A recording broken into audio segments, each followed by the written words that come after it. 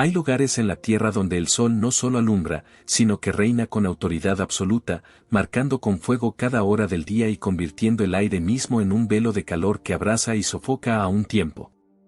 En la región de Darfur, al oeste de Sudán, la luz dorada del amanecer no es un anuncio suave, sino una proclamación que estalla sobre las aldeas dispersas, pintando de ocre las chozas de paja, despertando el canto de las mujeres que muelen el sorgo y el grito de los niños que persiguen cabras entre los arbustos espinosos. El viento trae consigo el aroma de la tierra seca y el eco lejano de canciones tribales, mientras la vida transcurre en ese equilibrio frágil entre la abundancia y la escasez, entre la paz y el peligro que siempre acecha más allá de las fronteras visibles. Este es el escenario donde comienza nuestra historia, no con grandeza aparente, sino con la sencillez desconcertante de una infancia que desconoce su propio destino. En el año 1869, en la aldea de Olgoza, nació una niña cuyo nombre verdadero la historia ha perdido para siempre. Su familia pertenecía a la etnia Daju, pueblo de agricultores y pastores que habían habitado aquellas tierras durante generaciones, transmitiendo de padres a hijos el conocimiento de las estaciones, el respeto por los ancianos y la fe en un Dios creador al que invocaban bajo distintos nombres. La pequeña creció rodeada de hermanos, arrullada por las melodías que su madre cantaba mientras trabajaba, protegida por el amor simple pero inquebrantable de un padre que veía en cada uno de sus hijos un regalo sagrado. ¿Podía esa niña imaginar, mientras corría descalza persiguiendo mariposas o ayudaba a recoger leña con sus manos diminutas, que su vida se convertiría en testimonio para millones? ¿Podía intuir que aquellos días de inocencia eran los últimos respiros de libertad antes de la tempestad?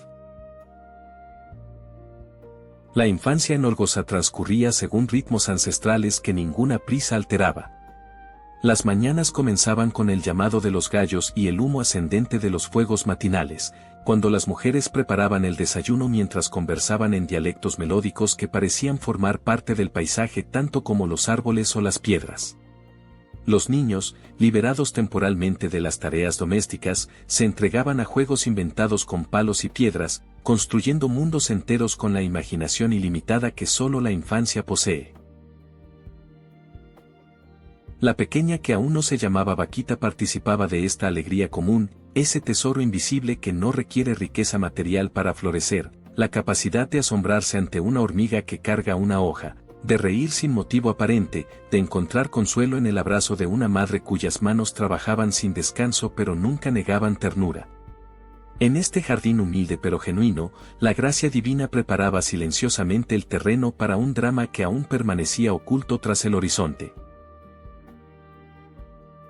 Pero incluso en aquellos años de relativa paz, las sombras ya se extendían sobre Sudán con amenaza creciente.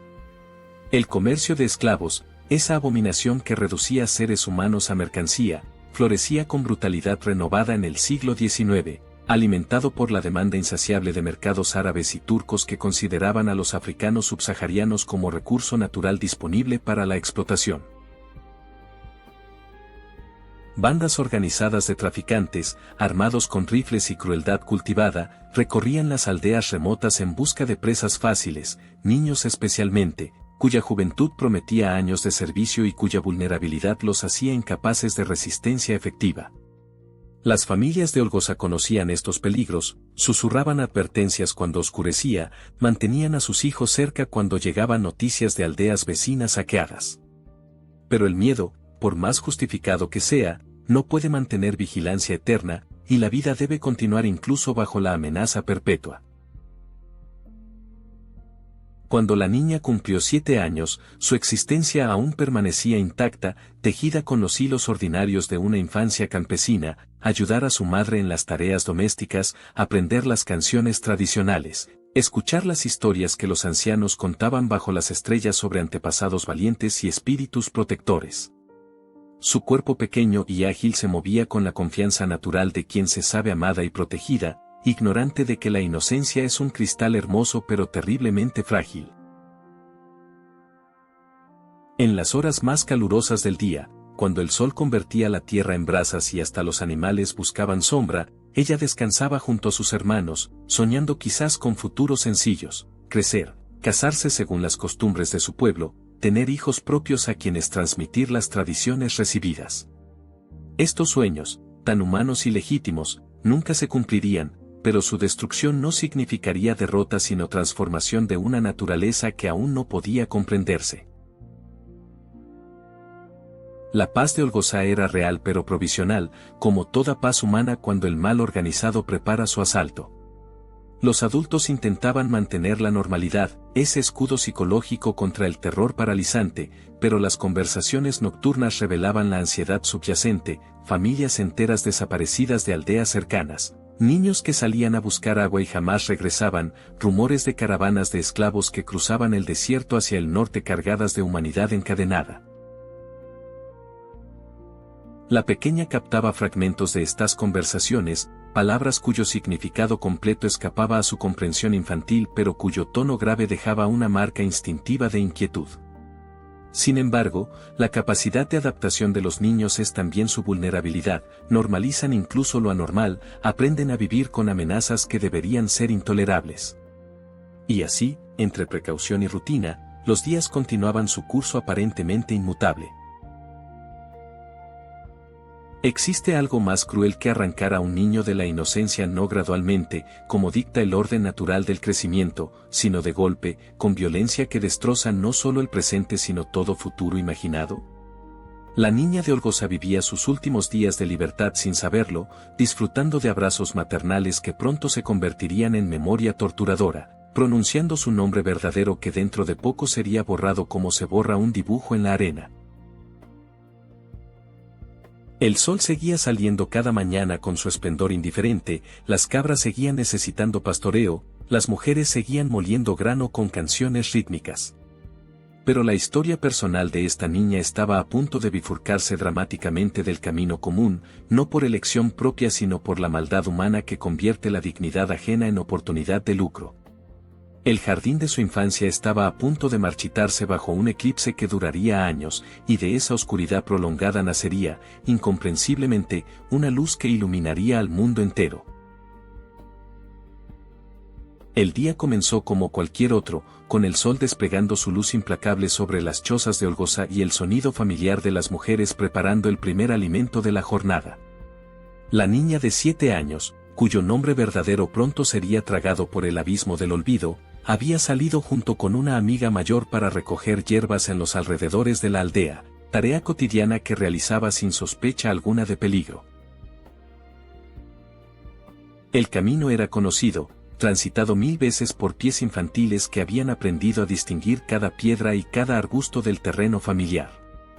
Pero en ese instante preciso, mientras el aire vibraba con el calor creciente y el horizonte parecía inmóvil bajo el peso del mediodía africano, el destino preparaba su emboscada con la crueldad fría de quien comercia con vidas humanas. De la nada surgieron los hombres. No como apariciones místicas sino con la brutalidad tangible de cuerpos armados que se abalanzan sobre presas indefensas, cazadores de esclavos que habían observado, calculado y esperado el momento propicio para atacar. El terror que invadió a la niña fue total, absoluto, un miedo que paraliza los músculos y hiela la sangre mientras el cerebro grita órdenes contradictorias de huir, esconderse, desaparecer.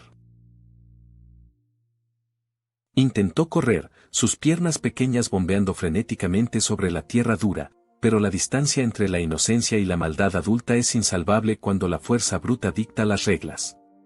Manos rudas la atraparon, silenciaron sus gritos con amenazas violentas, la arrastraron mientras sus pies dejaban surcos desesperados en el polvo que nadie leería como testimonio de su rapto.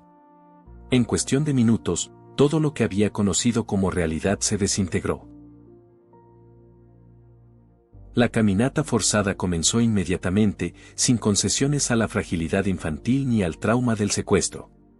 Los traficantes, profesionales endurecidos en el negocio de la deshumanización, arrastraban a su nueva mercancía a través de terrenos cada vez más alejados de Olgoza, moviéndose con la velocidad urgente de quienes saben que el tiempo es enemigo cuando las familias descubren ausencias y organizan búsquedas. La niña caminaba entre sollozos ahogados, con los pies sangrando por las espinas y las piedras, con la garganta reseca por el polvo y el terror, mientras su mente infantil intentaba comprender lo incomprensible. ¿Dónde estaba su madre? ¿Por qué estos hombres la llevaban lejos? ¿Cuándo podría regresar a casa? Preguntas que permanecerían sin respuesta porque en el universo de la esclavitud, las víctimas no tienen derecho a explicaciones, solo a obedecer bajo amenaza de violencia escalada. Fue durante esta travesía inicial hacia el primer mercado de esclavos cuando la niña sufrió una pérdida que, aunque intangible, resultaría más devastadora que cualquier golpe físico, el robo de su identidad. Los traficantes la rebautizaron Vaquita, palabra árabe que significa la afortunada o la feliz, un nombre cruel e irónico impuesto sobre las ruinas de su identidad verdadera. El trauma del secuestro fue tan severo que la pequeña desarrolló una amnesia selectiva que borró de su memoria tanto su nombre original como el de su familia, protección psicológica inconsciente contra un dolor demasiado grande para procesarse. A partir de ese momento, respondería únicamente a Vaquita, llevando sobre sus hombros una designación que negaba su historia, su linaje, su pertenencia a una comunidad que la amaba. ¿Existe violencia mayor que arrancar a alguien no solo de su hogar sino de su propio nombre, esa palabra sagrada que ancla la identidad al mundo? El primer mercado donde fue expuesta como mercancía marcó su introducción formal al horror organizado de la esclavitud. Hombres extraños la examinaban como se examina ganado, palpaban sus extremidades para evaluar fuerza futura, inspeccionaban su dentadura, comentaban sobre su potencial laboral con la indiferencia técnica de quien compra herramientas. Vaquita, paralizada por el miedo y la incomprensión, soportaba estas humillaciones sin entender completamente su significado, pero absorbiendo a nivel visceral la lección devastadora de que ya no era considerada persona sino cosa. La venta a su primer amo completó la transformación, de niña libre con familia y futuro, a propiedad privada cuyo valor se medía en monedas y cuya voluntad dejaba de importar. El peso de las primeras cadenas, literales o metafóricas, comenzó a comprimir su espíritu con una presión que acompañaría cada paso del calvario venidero. Los siguientes años se convirtieron en un ciclo infernal de ventas sucesivas, cada transacción confirmando su estatus de mercancía transferible entre dueños que ejercían poder absoluto sobre su existencia. Fue vendida una segunda vez, luego una tercera, cada cambio de propietario significando desarraigo renovado, adaptación forzada a nuevos amos con temperamentos impredecibles y demandas arbitrarias. Algunos la golpeaban por infracciones imaginarias, descargando sobre su cuerpo pequeño las frustraciones propias de vidas mediocres que encontraban en la dominación de esclavos su única fuente de poder. Otros la trataban con indiferencia mecánica, asignándole tareas agotadoras sin consideración por su edad o resistencia limitada. Todos, sin excepción, le negaban la condición fundamental que define la humanidad, la libertad de elegir, de soñar, de pertenecer a sí misma. Durante este periodo de ventas y reventas, Vaquita desarrolló mecanismos de supervivencia que toda víctima de trauma prolongado debe cultivar o perecer. Aprendió a leer los estados de ánimo de sus amos para anticipar golpes, a volverse invisible cuando la visibilidad atraía castigo, a realizar trabajo extenuante con el mínimo de quejas para evitar represalias. Su infancia se evaporaba aceleradamente bajo el calor abrasador de la explotación, reemplazada por una madurez prematura forjada en sufrimiento constante. Pero incluso en medio de esta degradación sistemática, algo irreductible permanecía intacto en lo más profundo de su ser, una chispa de dignidad humana que ninguna cadena podía extinguir completamente, una intuición tenue pero persistente de que su valor no dependía del precio que los mercaderes asignaban a su cuerpo. Esta resistencia interior, invisible para sus opresores pero real como su respiración, sería la semilla de la transformación futura. La geografía de su esclavitud se expandía con cada venta, de Sudán hacia territorios controlados por comerciantes árabes y turcos, atravesando desiertos donde el sol castigaba sin piedad y las provisiones de agua se racionaban cruelmente. Vaquita caminaba en caravanas de esclavos encadenados, columnas humanas de miseria que avanzaban penosamente bajo la vigilancia armada de guardias que no dudaban en usar violencia letal contra quien flaqueaba. niños, mujeres y hombres compartían este calvario horizontal, unidos por el sufrimiento común pero incapaces de consolarse mutuamente bajo la mirada permanente de sus captores. ¿Qué pensamientos cruzaban la mente de Vaquita durante estas marchas interminables? ¿Conservaba alguna memoria fragmentada de brazos maternales? ¿O el trauma había consumido incluso los recuerdos, dejándola huérfana no solo de presente sino también de pasado? El segundo capítulo de la vida de Vaquita se cerraba sin redención aparente a la vista. Arrancada violentamente de su hogar, despojada de su identidad, reducida a mercancía humana vendida y revendida como objeto sin voluntad, la niña que alguna vez corrió libre bajo el sol de Olgoza parecía destinada a desaparecer en el abismo sin nombre de las víctimas olvidadas de la esclavitud. Pero la providencia, esa fuerza misteriosa que trabaja incluso a través del mal humano, ya estaba escribiendo sobre las páginas ensangrentadas de su sufrimiento una historia que trascendería toda lógica, el preludio de una santidad nacida precisamente en el punto más bajo de la degradación humana. Existe un punto en el sufrimiento prolongado donde el cuerpo deja de ser hogar y se convierte en prisión, donde cada amanecer no trae esperanza sino confirmación de que el dolor continuará, implacable como el desierto que se extiende infinito bajo el cielo indiferente. Vaquita había entrado en ese territorio sombrío donde la tortura no es evento excepcional sino realidad cotidiana, donde la violencia se normaliza hasta convertirse en el idioma único que los opresores hablan y las víctimas deben aprender a soportar. Los años transcurrían no como medida de crecimiento sino de acumulación de heridas, cada cicatriz añadiéndose a las anteriores hasta formar un mapa de sufrimiento grabado directamente sobre la piel.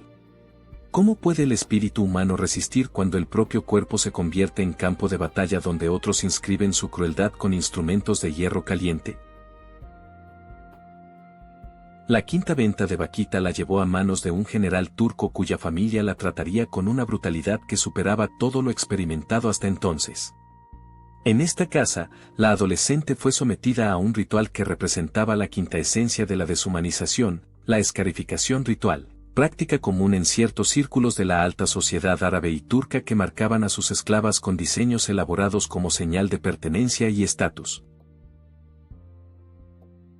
Durante días interminables, Vaquita fue forzada a permanecer inmóvil mientras manos expertas en crueldad trazaban sobre su piel patrones complejos usando cuchillas afiladas que cortaban la dermis con precisión quirúrgica. Después, sal se frotaba en las heridas abiertas para asegurar que cicatrizaran elevadas, creando relieves permanentes que transformaban el cuerpo humano en lienzo involuntario de la vanidad ajena. El dolor era indescriptible, superando cualquier umbral que la mente pudiera procesar racionalmente. 114 incisiones fueron grabadas en el pecho, brazos y abdomen de Vaquita durante este proceso que duró aproximadamente un mes.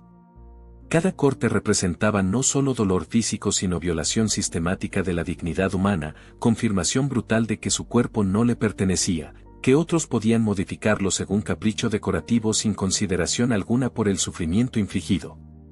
La fiebre que acompañó la infección de tantas heridas simultáneas casi la mata, su cuerpo pequeño combatiendo contra la sepsis mientras deliraba entre pesadillas donde el dolor nunca terminaba y realidades donde tampoco encontraba alivio. Las mujeres de la casa que ejecutaban este ritual mostraban indiferencia mecánica ante sus gritos, acostumbradas a realizar el procedimiento como quien borda tela, ignorando que el material de su arte era carne viva capaz de sufrir. Durante semanas, Vaquita permaneció postrada, su cuerpo consumido por la infección, su mente rozando fronteras de locura que el trauma extremo puede inducir cuando el sufrimiento excede toda capacidad humana de procesamiento. Pero la escarificación no fue la única tortura sistemática en esta casa de horror respetable.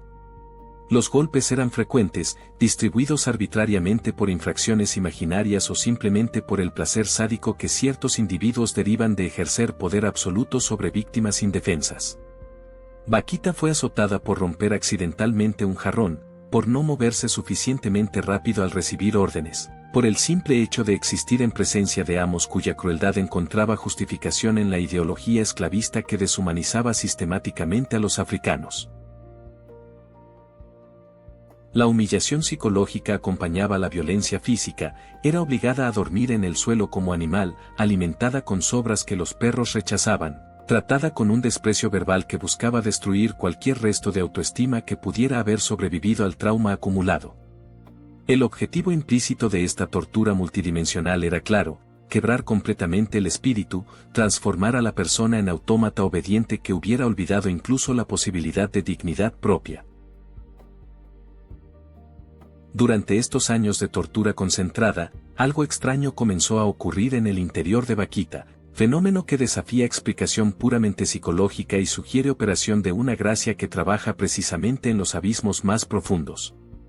Mientras su cuerpo acumulaba cicatrices y su situación externa empeoraba hasta límites aparentemente insoportables, en algún recinto secreto de su alma se gestaba una pregunta que eventualmente se convertiría en punto de inflexión: ¿quién era el verdadero dueño de su vida? Los hombres que la compraban y vendían creían poseerla, las mujeres que la marcaban con hierro asumían autoridad total sobre su cuerpo, pero en la soledad absoluta de su sufrimiento, Vaquita comenzó a intuir una presencia diferente. No podía nombrarla todavía, no tenía vocabulario teológico para articularla, pero sentía con certeza creciente que existía algo o alguien más grande que sus opresores, una realidad que ellos no controlaban y que observaba su calvario con interés que no era indiferencia sino paciencia misteriosa. El desierto del alma que Vaquita habitaba durante estos años no era metáfora poética sino descripción literal de un estado interior donde toda consolación humana había sido arrancada. No tenía amigos que la consolaran, familia que la recordara, comunidad que la reclamara como miembro. Estaba absolutamente sola con su dolor, despojada de todo excepto la conciencia irreductible de existir.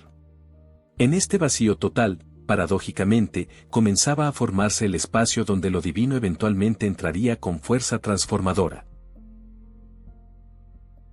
Porque la gracia no siempre trabaja añadiendo consuelos externos, sino vaciando al alma de todo excepto su hambre esencial, preparando el terreno árido donde la semilla de fe genuina puede finalmente germinar sin competencia de consolaciones superficiales. Vaquita no lo sabía aún, pero su desierto era gestación, su noche oscura era preludio de amanecer que ninguna tortura humana podría impedir. Las secuelas físicas de años de maltrato sistemático se manifestaban en un cuerpo prematuramente envejecido. Vaquita, que apenas había entrado en la adolescencia, cargaba el peso de décadas de sufrimiento concentrado, su espalda mostraba cicatrices de látigo, sus manos exhibían marcas de quemaduras, su rostro reflejaba la tensión permanente de quien vive bajo amenaza constante. Las 114 cicatrices rituales se habían convertido en parte permanente de su identidad física, mapa indeleble del horror que nunca podría borrarse ni ocultarse completamente. Cuando más tarde alguien le preguntaría sobre estas marcas, Vaquita respondería con palabras que revelan la profundidad de su transformación espiritual: si volviera a encontrar a aquellas mujeres que la torturaron, se arrodillaría para besarles las manos, porque sin saberlo, fueron instrumentos que la condujeron hacia su verdadero destino. Pero esa comprensión redentora aún permanecía distante, oculta tras años adicionales de calvario. El tercer capítulo de la vida de Vaquita concluía sin resolución aparente, atrapada todavía en el infierno de la esclavitud, su cuerpo marcado permanentemente por la crueldad humana, su futuro aparentemente sellado en servidumbre perpetua. Pero en el misterio insondable de la providencia divina, estas mismas heridas que parecían confirmar su destrucción estaban forjando un testimonio que eventualmente conmovería al mundo. El hierro que cortó su carne y la sal que quemó sus heridas no tenían la última palabra, eran simplemente prólogo brutal de una historia de redención que comenzaría cuando Italia apareciera en su horizonte, cuando un crucifijo italiano le mostrara a otro hombre torturado cuyas heridas también contaban historia de amor más fuerte que la muerte. En el año 1880, cuando Vaquita contaba aproximadamente 14 años marcados por una década de esclavitud, el destino trazó una curva inesperada que la alejaría del infierno africano hacia un escenario completamente diferente: Italia. El cónsul italiano Callisto Legnani, impresionado por la joven esclava durante una estancia en Sudán, decidió comprarla para liberarla del brutal general turco que la poseía. Este acto, motivado quizás por compasión genuina o simple conveniencia doméstica, se convertiría en el primer eslabón de una cadena providencial que conduciría a Vaquita hacia su verdadero destino. El viaje a través del Mediterráneo representaba no solo desplazamiento geográfico sino tránsito entre mundos, de África a Europa, del calor abrasador del desierto a la humedad de los canales venecianos, de la brutalidad sin ley a una sociedad donde, al menos formalmente, la esclavitud estaba prohibida. Pero Vaquita aún no entendía el significado de estas diferencias, simplemente obedecía, acostumbrada a ser movida como mercancía de un lugar a otro sin consulta ni explicación. Venecia la recibió con su belleza desconcertante de ciudad construida sobre agua, donde los edificios parecían flotar y las calles eran canales navegados por góndolas que deslizaban silenciosamente bajo puentes centenarios. Para una joven que había conocido solo el polvo de Sudán y los interiores opresivos de casas esclavistas, la arquitectura veneciana representaba algo incomprensible: palacios adornados con columnas y estatuas, iglesias cuyas cúpulas se elevaban hacia el cielo como plegarias petrificadas, plazas donde la gente caminaba libremente sin cadenas visibles. El contraste sensorial era abrumador. En lugar del aire seco y quemante de África, aquí la brisa marina traía humedad salada; en lugar del silencio tenso de la opresión, aquí resonaban conversaciones animadas en italiano, idioma musical cuyos sonidos Vaquita comenzaba apenas a distinguir. Sin embargo, bajo esta belleza exterior, ella seguía siendo esclava en espíritu y no en ley, condicionada por años de trauma a esperar golpes, a anticipar crueldad, a vivir en estado perpetuo de vigilancia defensiva. El primer cambio significativo ocurrió cuando Legnani entregó a Vaquita al servicio de su amigo Augusto Michieli, rico comerciante veneciano cuya familia la trató con relativa amabilidad comparada con los horrores sudaneses. Aquí, asignada principalmente al cuidado de la hija pequeña de los Michieli, llamada Minmina, Vaquita experimentó por primera vez en años algo parecido a relaciones humanas no mediadas completamente por violencia. La niña italiana, inocente y afectuosa, trataba a Vaquita no como esclava sino casi como segunda madre, buscando su compañía, durmiendo tranquila en sus brazos, llenando con risas infantiles los espacios que el trauma había vaciado. Este vínculo, aparentemente simple, comenzaba a despertar en Vaquita capacidades emocionales que la brutalidad prolongada había enterrado: la capacidad de proteger en lugar de solo defenderse, de dar afecto sin esperar castigo, de experimentar propósito más allá de la mera supervivencia. Pero incluso esta mejora relativa no constituía libertad verdadera, seguía siendo propiedad, su destino determinado por voluntades ajenas. Cuando los Michieli debieron viajar a África por negocios y decidieron dejar a Minmina temporalmente en Venecia, tomaron una decisión que cambiaría la historia para siempre: confiaron ambas, niña y sirvienta, al cuidado de las hermanas canosianas en el Instituto de los Catecúmenos. Este lugar, dirigido por religiosas dedicadas a la instrucción de quienes preparaban para el bautismo, se convertiría en el verdadero punto de inflexión donde Vaquita encontraría no solo refugio físico sino respuestas a preguntas que ni siquiera sabía formular. Las hermanas, especialmente la Madre Superiora, trataban a Vaquita con una dignidad que ella nunca había experimentado, no como esclava ni siquiera como sirvienta, sino como persona humana con alma inmortal y dignidad intrínseca. Este trato desconcertaba profundamente a Vaquita, acostumbrada a asociar contacto humano con peligro, pero simultáneamente despertaba algo dormido en lo profundo de su ser, un hambre espiritual que años de sufrimiento habían intensificado sin que ella pudiera identificarla conscientemente. Fue en el Instituto de los Catecúmenos donde Vaquita vio por primera vez un crucifijo y escuchó la historia de Jesucristo, Dios hecho hombre, torturado, crucificado, muerto por amor a la humanidad. La revelación fue como relámpago que ilumina paisaje nocturno, haciendo visible lo que siempre estuvo presente pero oculto en oscuridad. Este hombre clavado en la cruz, con heridas sangrantes y corona de espinas, no le era completamente extraño: sus cicatrices resonaban con las de ella, su sufrimiento injusto reflejaba el suyo, su aceptación del dolor por propósito redentor ofrecía marco de significado para el calvario que había soportado sin comprensión.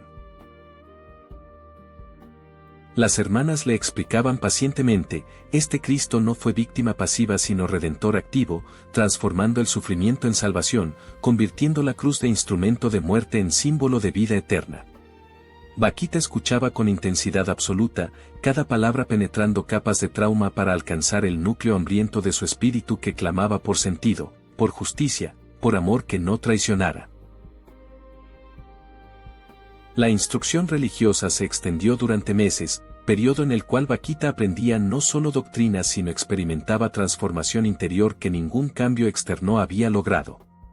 Cuando las hermanas hablaban de un Dios que amaba especialmente a los pobres, a los sufrientes, a los marginados, Vaquita reconocía descripción de su propia condición, cuando explicaban que cada persona, sin importar raza o condición social, era creada a imagen divina, las cicatrices en su cuerpo comenzaban a transformarse de marcas de vergüenza en testimonios de dignidad inquebrantable. Cuando enseñaban sobre perdón y redención, algo imposible comenzaba a germinar en su corazón, la posibilidad de soltar el odio justificado que había acumulado contra sus torturadores.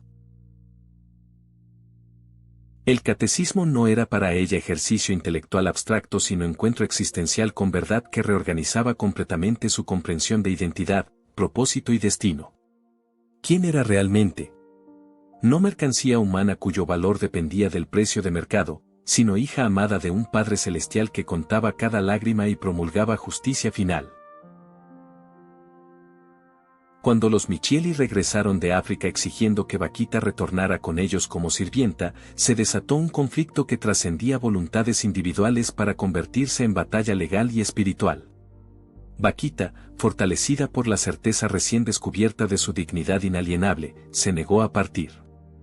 Esta negativa, simple en apariencia, representaba revolución personal monumental. Por primera vez en su vida, ejercía voluntad propia en oposición a autoridad establecida, reclamando derecho a elegir su destino.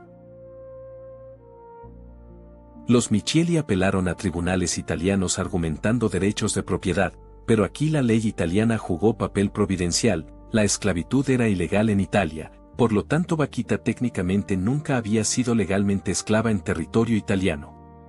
El patriarca de Venecia intervino personalmente, declarando que Vaquita era libre y que nadie podía forzarla a abandonar Italia contra su voluntad. Esta sentencia legal confirmaba exteriormente lo que ya había ocurrido interiormente. Vaquita había encontrado la verdadera libertad, no la ausencia de cadenas físicas sino la liberación del alma que solo Cristo puede otorgar. El 9 de enero de 1890, Vaquita fue bautizada en la Catedral de Venecia, recibiendo el nombre cristiano de Josefina Margarita Fortunata. El agua bendita que corrió sobre su frente marcada por cicatrices simbolizaba muerte del antiguo yo esclavizado y nacimiento de nueva identidad fundamentada en filiación divina. Las lágrimas que corrieron por sus mejillas durante la ceremonia no eran de tristeza sino de júbilo indescriptible, alegría de quien finalmente ha llegado a casa después de exilio prolongado en tierra extraña. Desde ese momento, Josefina Vaquita no pertenecía a ningún amo humano, pertenecía a Cristo, y en esa pertenencia descubría paradoja fundamental del cristianismo: solo siendo esclavos de Dios alcanzamos libertad verdadera. El 8 de diciembre de 1896, Josefina Vaquita pronunció sus votos perpetuos como hermana canosiana, comprometiéndose a vivir en pobreza, castidad y obediencia por el resto de sus días. Este acto, realizado en la capilla del instituto donde años antes había descubierto el crucifijo que transformó su vida, cerraba definitivamente el capítulo de su esclavitud humana para abrir otro de servicio voluntario al amor que la había redimido. Las cadenas de hierro que alguna vez oprimieron sus tobillos fueron reemplazadas por lazos de amor libremente elegidos, la propiedad forzada de amos crueles dio paso a pertenencia gozosa a Cristo, el nombre impuesto Vaquita quedó santificado y transfigurado en identidad religiosa consagrada. Desde ese momento, Sor Josefina vivió lo que predicaba, que la verdadera libertad no consiste en ausencia de compromiso sino en elegir libremente al amo correcto, aquel que no explota sino redime, que no hiere sino sana, que no destruye sino transforma el sufrimiento en gloria. Durante 50 años, Sor Josefina sirvió humildemente en el convento de Chio, pueblo del norte de Italia donde las hermanas canosianas administraban escuela y obras de caridad. Sus tareas eran ordinarias: cocinera, portera, bordadora, sacristana, trabajo manual que no requería habilidades excepcionales pero que ella realizaba con excelencia nacida no de talento natural sino de amor sobrenatural infundido en cada gesto. Cuando abría la puerta del convento, no solo admitía visitantes sino que comunicaba con su sola presencia la dignidad de cada persona que tocaba el timbre. Cuando cocinaba para la comunidad, transformaba ingredientes simples en alimento preparado como ofrenda. Cuando bordaba ornamentos litúrgicos, cada puntada era plegaria silenciosa entretejida en la tela. Los que la conocieron testimoniaban unánimemente su bondad radiante, su sonrisa constante que contrastaba dramáticamente con el sufrimiento grabado en sus cicatrices visibles, su capacidad inexplicable de irradiar paz en medio de tareas mundanas. ¿Cómo explicar esta transformación sino por operación de gracia que convierte víctimas destrozadas en santos resplandecientes? Pero la santidad de Sor Josefina no consistía primariamente en obras externas sino en su victoria interior más impresionante, el perdón total y genuino hacia quienes la habían torturado. Cuando visitantes curiosos o devotos preguntaban sobre las 114 cicatrices que marcaban su cuerpo, ella respondía con palabras que desafiaban toda lógica humana de resentimiento justificado. Si pudiera encontrar nuevamente a aquellas personas que me esclavizaron y torturaron, me arrodillaría para besar sus manos, porque sin saberlo fueron instrumentos de la providencia que me condujeron hacia Italia, hacia el conocimiento de Cristo, hacia mi verdadera vocación. Esta declaración no era retórica piadosa sino convicción profunda que había germinado durante décadas de vida contemplativa, la comprensión de que Dios puede escribir recto sobre renglones torcidos, que ninguna maldad humana escapa del radio redentor de la gracia divina, que el mal sufrido puede transformarse en bien mayor cuando se une al sufrimiento redentor de Cristo.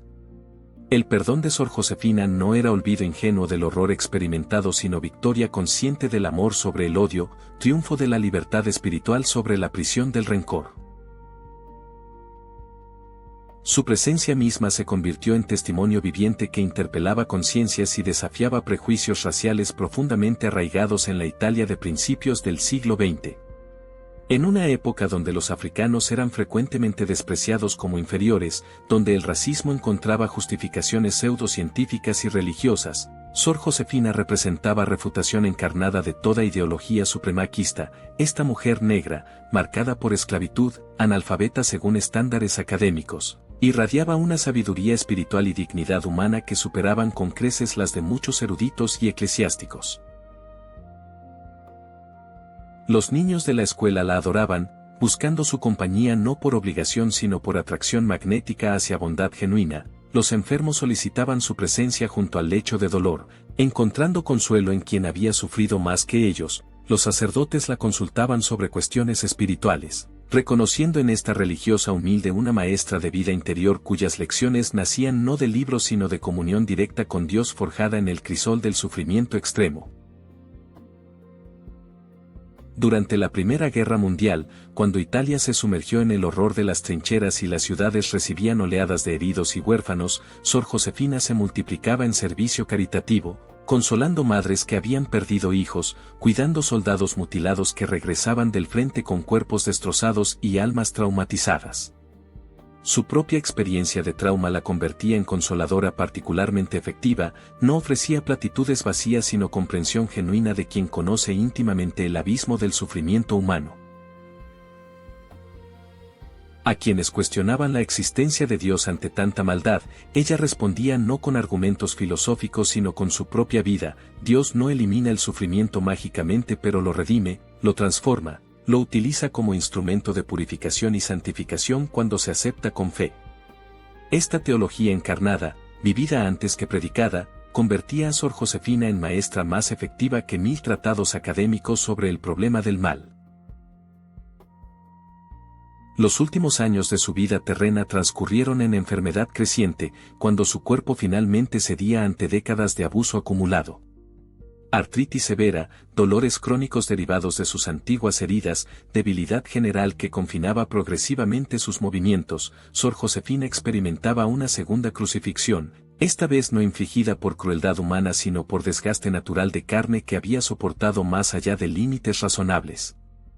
Sin embargo, incluso postrada en cama, seguía irradiando esa paz inexplicable, recibiendo visitantes con sonrisa que negaba el dolor obvio, ofreciendo consuelo a quienes venían supuestamente a consolarla. Cuando le preguntaban cómo soportaba tanto sufrimiento sin queja, respondía simplemente: he aprendido de mi Maestro crucificado que el dolor ofrecido con amor no es desperdicio sino semilla de redención. Sus últimas palabras, pronunciadas el 8 de febrero de 1947 mientras agonizaba rodeada de sus hermanas religiosas, fueron: Nuestra Señora, Nuestra Señora.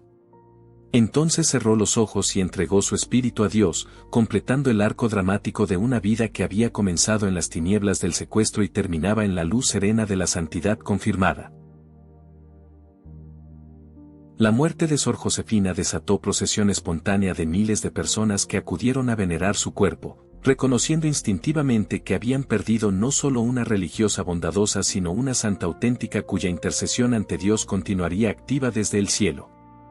Los milagros atribuidos a su intercesión comenzaron inmediatamente: curaciones inexplicables, conversiones súbitas, protecciones providenciales que sugerían que Sor Josefina seguía activa en su misión de consolar aflictos. El proceso de canonización avanzó con velocidad inusual para los estándares vaticanos. Beatificada por el Papa Juan Pablo II en 1992, canonizada por el mismo pontífice el 1 de octubre del año 2000.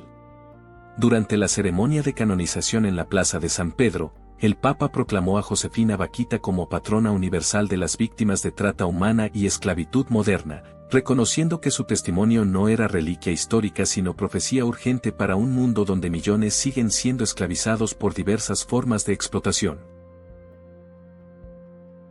Hoy, más de 70 años después de su muerte, Santa Josefina Bakhita interpela con urgencia renovada. En una época donde la trata humana genera miles de millones en ganancias criminales, donde mujeres y niños son comprados y vendidos para explotación sexual y laboral, donde la esclavitud moderna prospera bajo nuevas máscaras pero con crueldad antigua, la historia de Bakhita no es nostalgia piadosa sino llamado profético a combatir estas injusticias con la misma determinación con que ella conquistó su libertad. Su perdón hacia los torturadores no justifica la maldad ni promueve pasividad ante la injusticia, sino que libera a las víctimas de la prisión adicional del odio perpetuo. Su transformación de esclava a santa proclama que ningún sufrimiento, por terrible que sea, tiene poder definitivo sobre el alma humana cuando ésta se ancla en Cristo. Las cicatrices que marcaron su cuerpo ya no hablan de vergüenza sino de victoria, no de derrota sino de redención triunfante que convierte el veneno del trauma en medicina para generaciones futuras.